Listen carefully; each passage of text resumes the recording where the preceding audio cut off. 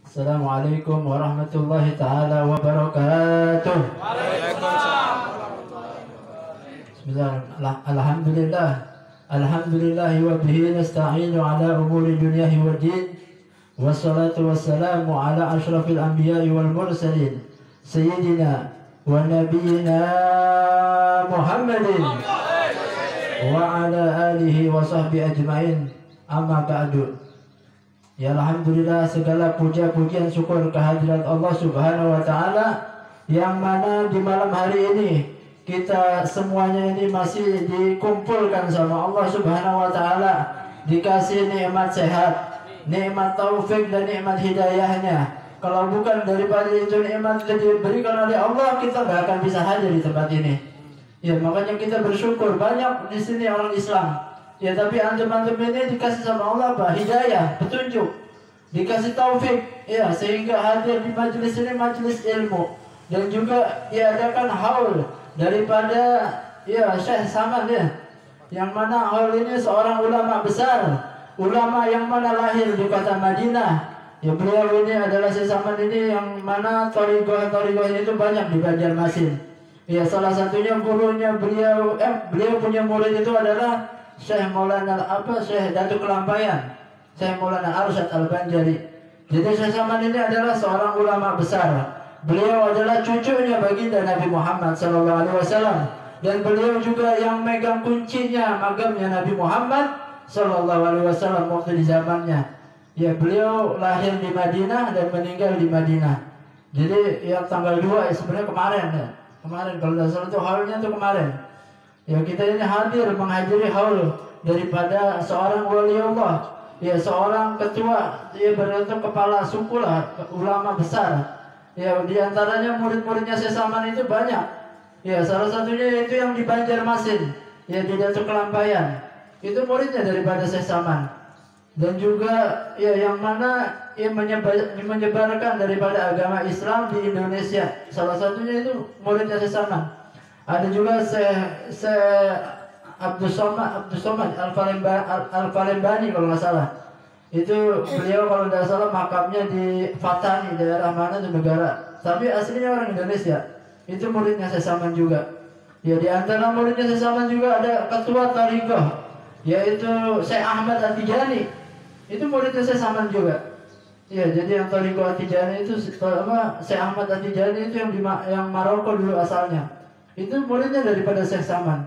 Ya tapi Syekh Samad ini beliau ini jauh zamannya daripada beliau ini pernah berjumpa ya tapi di alam ruh, yaitu berjumpa dengan Syekh Abdul Qadir Al-Jailani. Jadi Syekh Abdul Qadir Al-Jailani ini adalah jadi semua thariqah itu nanti larinya itu ke Syekh Abdul Qadir Al-Jailani. Itu beliau itu salah satu sultan, dia ini Sultanul Aulia. Jadi udah pemimpin di atas pemimpin para wali. Dulu ada kisah daripada Syekh Abdul Qadir Jailani dulu pernah berkata di hadapan orang-orang ini bahwasanya seluruh para wali, para ulama itu ada di bawah telapak kaki saya. Jadi ada satu ulama ini apa? Dia ini kayak menentang. Akhirnya apa? Dia keluar dari barisannya Syekh Abdul Qadir Jailani. Terus apa? Syekh Abdul Qadir Jailani bilang apa? Ente lihat nanti ente nih, saya melihat di air di wajah anda ini ada kekafiran. Itu pas di perjalanan pulang itu yang ulama ini apa? Dia rombongan muridnya banyak ratusan.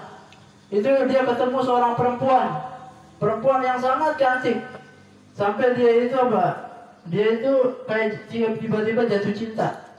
Ya kan? Akhirnya dia ketemu ulama ini, dia padahal pakai jubah, pakai imamah ulama sufi zaman dulu. Akhirnya apa? Dia ketika itu berbicara dengan perempuan itu apa? Saya ini tiba-tiba jatuh cinta. Saya suka gitu melihat mandang wajah kamu ini kok kayaknya enak banget. Sampai-sampai dia mau nikahin lah kalau. Akhirnya apa? Kata perempuan ini, kalau kamu mau nikahin saya, ya kan kamu ada 2 syarat. Yang pertama, kamu keluar dari agama Islam. Ya, yang kedua, kamu bakar itu imamah, jubah, sama Al-Quran, bakar itu di depan saya, baru kamu nikahin saya. Itu bayangin, itu baru perkataannya Syekh Abdul Qadir Jailani itu apa? Beliau cuma mengucap ya dibilang di orang tua jangkau ini ada kekafiran. Itu apa? Tiba-tiba muridnya itu satu persatu menghilang. Dia ngeliat gurunya kayak gitu, pertama dia udah membakar jubahnya, dibakar. Apalagi itu imamahnya dibakar. Pas ketika Al-Quran mau dibakar, muridnya langsung marah gitu. Salah satu muridnya, guru ini kan Al-Quran. Iya, dia apa? Tetap pengen nikah itu, pengen nikahin perempuan itu. Akhirnya datang salah satu menghampiri si Abdul Qadir Jailani. Itu ditolong sama Abdul Qadir, bilang sama guru itu, bilang sebut nama saya. Iya, Tuan si Abdul Qadir Jailani, sebut aja nama saya terus. Akhirnya disamperin, ditegur sama muridnya, guru tolong sebut nama saya Abdul Qadir Jailani, sebut terus. Baru dia sadar itu, ketika dia sadar dia istighfar, ternyata itu dia, ya kayak semacam kena hipnotis.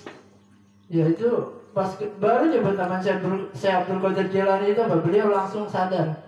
Ya kalau Nabi Isa itu kisah Nabi Isa pernah menghidupkan itu orang yang sudah mati.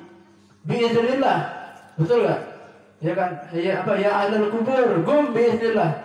Wahai para orang-orang yang ada di makam ini, bangunlah kau dengan izin Allah.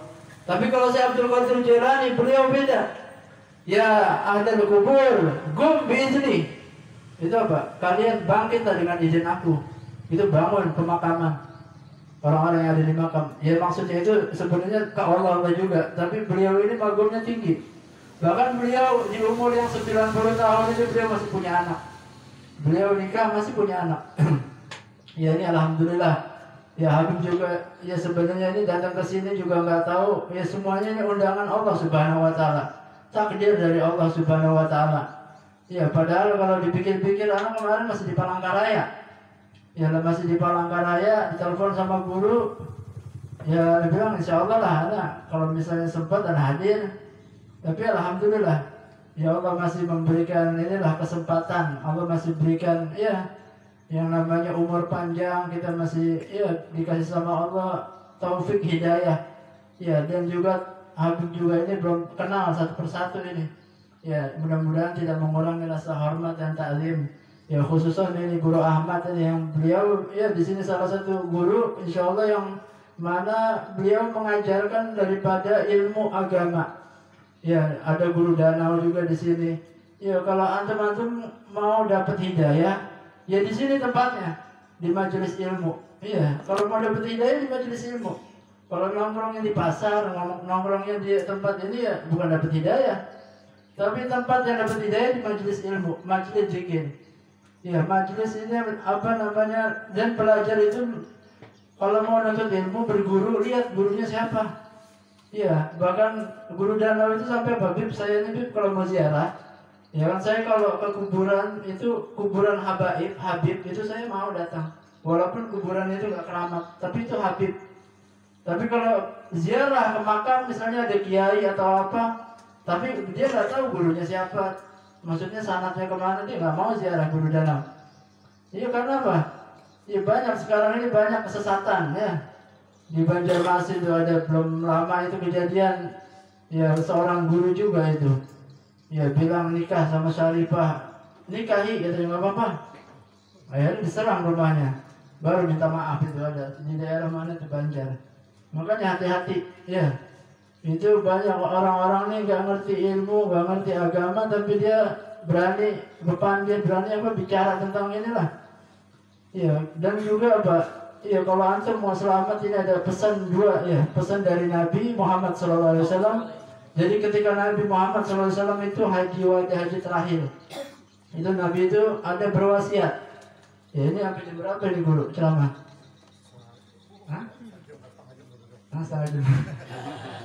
Jadi ada ini terakhir lah insyaallah. Ini pesan dari Nabi Muhammad SAW yang mana Nabi ini insyaallah kalau Nabi itu berbicara tidak seperti kita. Kalau kita ini berbicara pakai nafsu, betul lah. Tapi kalau Nabi ini wa mayantiqu 'anil hawa in huwa illa wahyun yuha. Tidaklah terlintas dari lisannya bagi dan Nabi kecuali itu wahyu yang turun dari Allah. Jadi Nabi itu kalau berbicara itu benar-benar ya kayak saya di zaman ala ummati umirtum bil kufri wa nuhitum 'anil iman. Kata Nabi apa? Saya akan datang nanti suatu masa Ya kalian ini apa? Diperintahkan untuk kafir. Contohnya apa? Zaman sekarang Jumatan dilarang. Ya 3 kali Jumat itu apa hukumnya? Iya, kita diperintahkan untuk kafir wa nuhitum anil iman. Kita dilarang untuk beriman, mau ke masjid apa dilarang. Iya, kita mau ibadah dilarang. Iya, itu Nabi sebelum-sebelumnya udah pernah. Banyak, dan Nabi itu wa huwa shadiqul masduq. Nabi itu, Nabi Muhammad itu paling sebenar-benarnya ucapan. Nggak bakal meleset ucapannya Nabi. Ya, kalau kita mau selamat ya itu pegang pesan Nabi ini. Ada pesan Nabi ini diriwayatkan oleh Imam Muslim. Jadi ada hadis ini, hadis itu banyak, ada riwayat-riwayatnya ya. Nah ini riwayatnya apa? Riwayat Imam Muslim, ada Imam Bukhari, Imam Muslim, Ibnu Majah. Nah, ini kalau Imam Bukhari dan Imam Muslim ini, beliau ini sepanjang hidupnya ini beliau meriwayatkan hadis. Ya nggak kayak kita orang, kita masih sempat ini apa aja. Sepanjang hidupnya meriwayatkan hadis. Jadi dia meriwayatkan ada hadis Nabi di dalam kitabnya itu Al-Mustatir itu, beliau itu ada ya, kalau kalian mau selamat ya di dunia, pegang 2 perkara ini kata Nabi. Intamasaktum bihima lan tadillu ba'di abadan. Kalian nggak bakalan tersesat ya selama-lamanya kalau ente pegang 2 ini. Bahkan Nabi di dalam riwayat itu hatta yarida alayya lahud. Nanti kalian bakal berjumpa denganku di telaga Hud. Makanya pegang 2 perkara ini kata Nabi. Yang pertama apa? Al-Quran. Yang kedua wa itrati ahlil bait. Nah ini hadis ini jarang dibuka. Ya sebenarnya yang membuka ini harusnya para ustadz. Ya tapi jarang. Dulu guru sekumpul itu, Guru Zaini, beliau itu apa? Beliau yang mengupas tuntas tentang bab dzurriyyatur Rasul. Ya makanya beliau, Allah angkat derajat beliau. Ya guru sekumpul.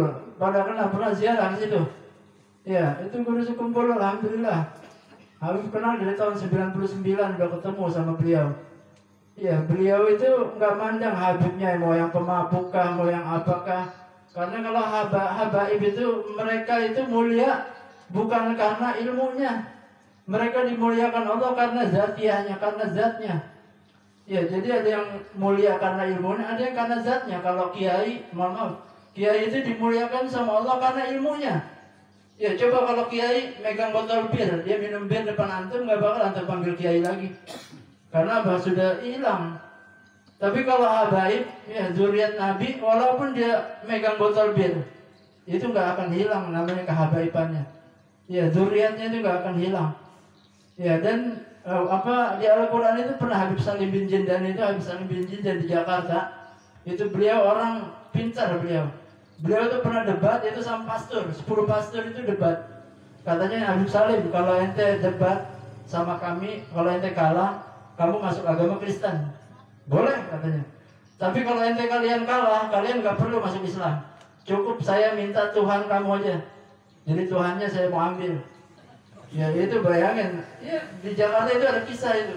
Dulu di daerah Jakarta tuh di wakaf depan pengajiannya Habib Salim itu ada patung Bunda Maria. Itu kisahnya itu Habib Salim itu berdebat beliau. Itu di dalam perdebatannya itu pastor-pastor itu semuanya nggak hafal kitab Injil. Tapi Habib Salim hafal. Baru sebentaran aja dia hafal. Ya gimana akhirnya pastor ini menyerah dia. Katanya wah Habib ini memang pintar ini. Iya diakui yang pintar. Tapi Habib tolong jangan bawa Tuhan saya lah, nggak bisa katanya. Ini udah perjanjian. Disuruh santri-santrinya bawa Tuhannya itu dibawa, ditaruh di depan majelisnya. Setiap sore Habib Salim itu kalau habis baca Quran apa itu makan jeruk, itu jeruknya dilemparin ke kepalanya Bunda Maria. Itu setiap ini sore pisang, itu suruh murid-muridnya lemparin. Itu pastor-pastor apa pada kesal. Bib itu Tuhan saya Bib. Katanya Tuhan ente aja nggak bisa nyelamatin diri ente, gimana mau nyelamatin? Iya maksud Tuhannya aja nggak bisa nyelamatin dirinya sendiri. Iya kayak apa mau nyelamatin ente? Akhirnya apa? Banyak yang masuk Islam pada saat itu. Ya itu berkah daripada itu. Habib Salim pernah ditanya suatu ketika ada ustadz itu bertanya tentang innama yuridullah dia dhiba'an kumurid sa'ahlil bait wa yutahhirakum tadhira. Itu apa? Bib katanya, ini saya mau tanya. Ya kan ada kan macam-macam, ada Habib, ada yang nakal, ada yang ini, ada yang pemabuk, ada macam-macam lah. Ya jadi ya itu wajar. Habaib itu manusia. Ya manusia bukan malaikat. Kalau malaikat ya baru Ya namanya manusia, Nabi bilang aja manusia mahalul khata' wa nisyan. Manusia itu tempatnya apa? Tempat salah dan dosa. Jadi wajar kalau jadi habaib itu katanya kan di dalam Al-Quran itu apa dijelaskan itu tentang ayat itu dia bertanya sama Habib Salim, apakah benar Bib? Seorang habaib, seorang zuriat itu bukan dia ahli maksiat, dia ini. Tapi apakah dia dimasukkan ke surga? Kata Habib Salim apa? Besok ente datang ke sini hari Jumat, ente habis sholat Jumat ente datang ke sini. Ya kan nanti anda jawab pertanyaan ente. Akhirnya udah datang pas besoknya itu hari Jumat habis sholat Jumat. Itu pas datang dia mau nanya, disuruh makan, dihidangin makanan dia dari ujung sampai ujung. Itu pas dia makan, Bib, ini mau nanya pertanyaan dia kan, kok malah disuruh makan? Udah ente makan dulu. Akhirnya selesai makan apa? Dibilang misalnya ini udah dijawab pertanyaan ente. Sekarang anda mau tanya lagi sama ente. Ente ngasih makan orang, tapi anak-anak ente di rumah cucu ente apakah nggak ente kasih makan? Digituin. Iya, ente ini ngasih makan orang, misalnya Guru Ahmad ngasih makan ya. Ntar dia misalnya ngasih makan apa antum-antum semua nih. Tapi anaknya masa dibiarin kelaparan? Iya nggak mungkin lah. Pasti yang diutamakan itu anak cucunya. Iya, Nabi nggak bakal ngasih syafaat ke orang lain kecuali ke cucu-cucunya dulu. Itu makanya iya orang-orang beda, guru-guru bahari ini sama guru-guru yang hanya sekarang ini beda. Ya kalau guru-guru dulu tuh Masya Allah mereka cintanya sama zuriat itu luar biasa. Tapi yang sekarang-sekarang ini waduh udah pada berani. Ya mereka makanya nggak dapat berkah. Iya nggak dapat daripada keberkahannya guru. Kayak Khalil Bangkalan itu apa? Madura. Itu beliau diangkat derajatnya sama Allah itu karena apa? Karena cinta sama zuriat Rasul. Itu sering dia ketemu Habib yang mabuk, itu ditolong sama dia, diangkat, itu dibawa ke rumahnya, dimandiin, diapain, ya sampai pokoknya itu Habib sampai taubat lah. Berkahnya itu Kiai Khalil. Iya Kiai Khalil itu, Masya Allah dia sampai pokoknya di luar Batang itu dulu Kiai Khalil pernah khalwat di luar Batang, bersihin makam. Makanya berkah, ya keberkahan. Ya orang sekarang ini mana dia kadang-kadang ada Habib datang aja udah pada tutup pintu. Ada zaman sekarang kayak gitu. Ya padahal rumahnya itu nggak mau tamu itu kan tamu Allah, betul nggak? Iya, man kana yu'minu billahi wal yaumil akhir falyukrim dayfahu. Iya kata Nabi, kalau ente memang beriman sama Allah sama hari kiamat, ente hormatin tamu. Iya siapapun tamunya, gembel atau apa, anda punya keluarga di Jakarta itu pengemis, nggak main dikasih duit aja, disuruh makan, disuruh masuk. Iya orang sekarang mungkin udah nggak ada kayak gitu.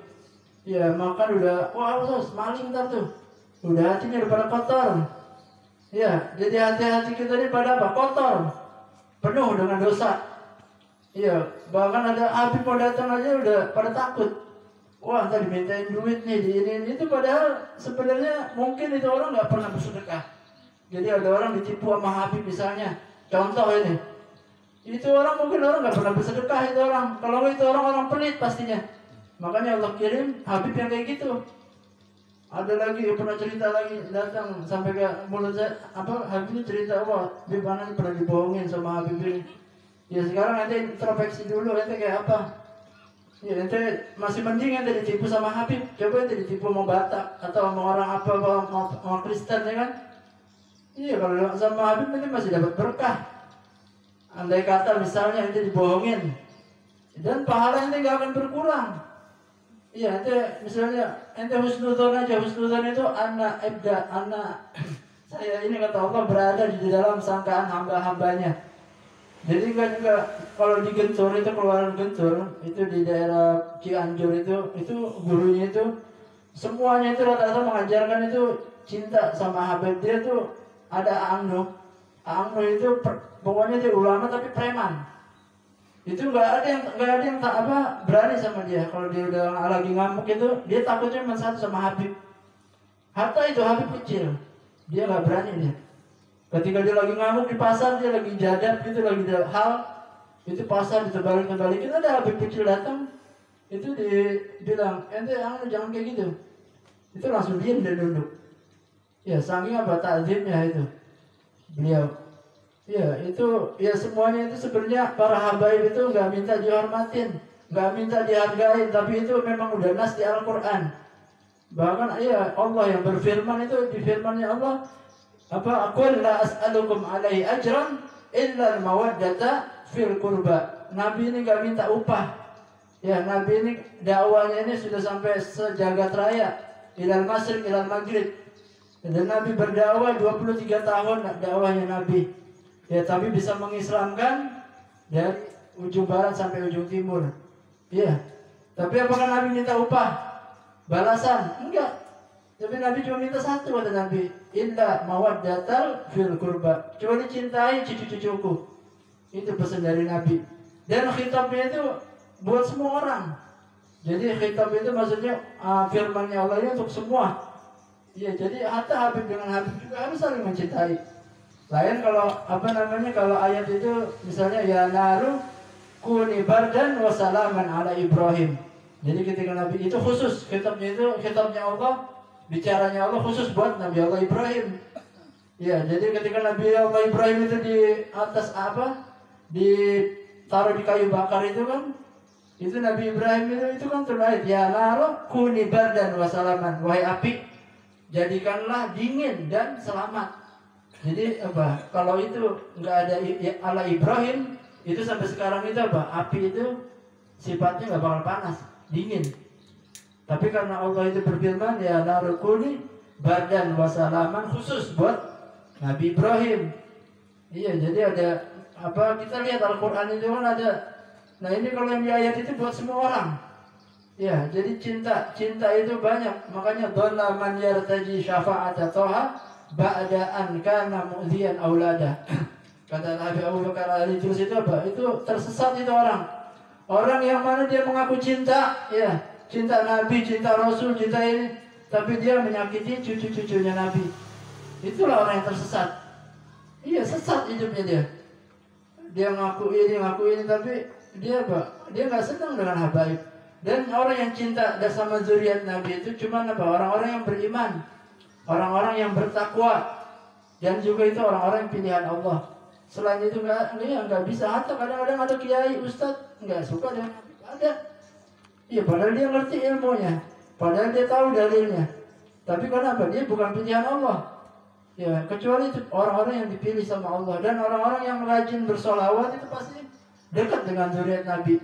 Rumahnya pasti sering didatengin sama habaib. Ya, ente perhatiin, kalau orang yang rajin dia bersolawat, dia cinta sama Rasulullah, pasti itu orang nggak mungkin orang sering bersolawat dia nggak dekat sama para habaib, bohong itu.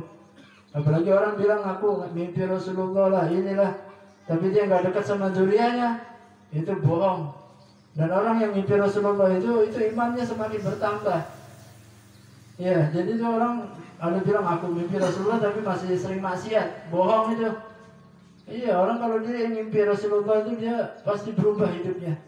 Dia itu bakal selalu istiqomah. Ya, mudah-mudahan insyaallah yang hadir di sini tidak keluarnya dari tempat ini kecuali Allah Ta'ala ampunkan segala dosa-dosanya. Allah Ta'ala ya berikan selalu taufik dan hidayahnya. Jadi mudah-mudahan yang hadir di sini, mudah-mudahan Allah Ta'ala senantiasa memberikan kekuatan iman Islamnya. Ya, biar terus istiqomah di dalam majelis ta'lim ini. Ya, biar mudah-mudahan yang hadir di sini yang punya hutang, yang main rentenir, yang ini mudah-mudahan biar jauh dari segala sesuatu yang dilarang oleh Allah Subhanahu wa Ta'ala. Ya, dan juga ya ini majelis, ya mudah-mudahan kalau antum ada rezeki, ada ini kan majelis taklim, tempat untuk ilmu. Ya, antum bantu kalau ada yang misalnya ada yang dapat ini rezeki. Sebenarnya kalau bersatu itu nggak ada yang sulit ya.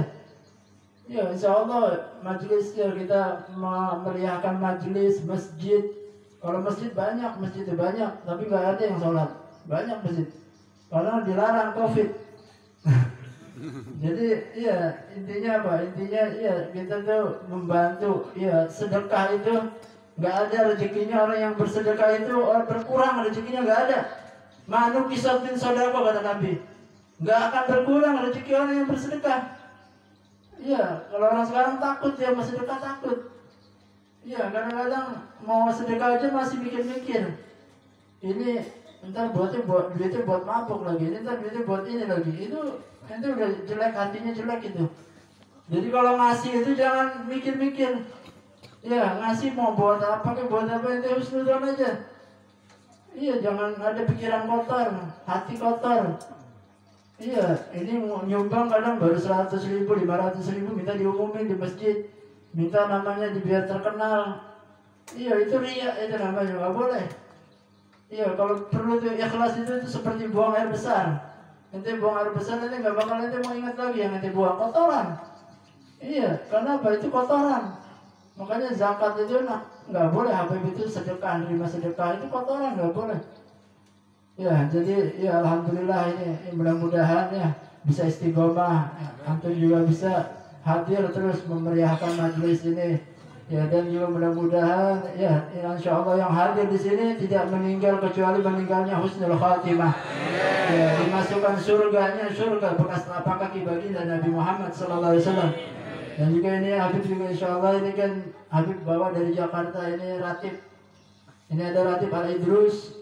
Jadi memang ini Habib ulun sendiri yang nyusun. Maksudnya nyusun doang, bukan mengarang. Beda mengarang sama menyusun. Di sini ada ratib-ratib ini. Nanti kalau nggak mau kena corona, nanti baca ratibul hajat. Ya, insya Allah orang yang mendawamkan ratibul hajat itu nggak akan kena corona itu. Ya bahkan sahabat Nabi itu Abu Darda itu tiap hari diracunin dia sama pembantunya. Diracunin, tapi dia apa? Selalu baca Bismillahirrahmanirrahim la yadurru ma'asmi syai'un fil ardi wala fis sama' wa huwa sami'un. 3 kali kata Nabi, itu gak akan kena yang namanya wabah, racun apa. Ya, makanya dia 1 tahun diracunin itu gak mati-mati. Sampai pembantunya itu sampai jujur dia. Saya kok bingung gitu. Padahal saya tiap hari ngasih racun. Di minumannya, di makanannya. Makanya ya Habib Rizik itu alhamdulillah sampai sekarang itu Habib Rizik itu berapa kali beliau di sniper nggak pernah kena, diracunin. Wah, itu Habib Rizik itu terakhir itu sebenarnya targetnya Habib Rizik itu harus mati di kilometer berapa tuh yang, tapi Allah punya kehendak beda. Ya Allah selamatkan Habib Rizik, pindah mobil ke mobil yang paling jelek. Akhirnya yang apa itu mati malah laskarnya. Iya, kita doain lah juga mudah-mudahan Habib Rizik, Sahabi, Habib Bahar, para ulama-ulama lah yang di manapun tempat ya yang didolimin, mudah-mudahan ya Allah kasih sehat walafiat. Ya, biar insya Allah bisa cepat bisa keluar, bisa berdakwah lagi ya. Kita bacakan suratul Fatihah ala hadiniyah wa ala kulli niyatin salihah wa ila hadratin Nabi Muhammad sallallahu alaihi wasallam.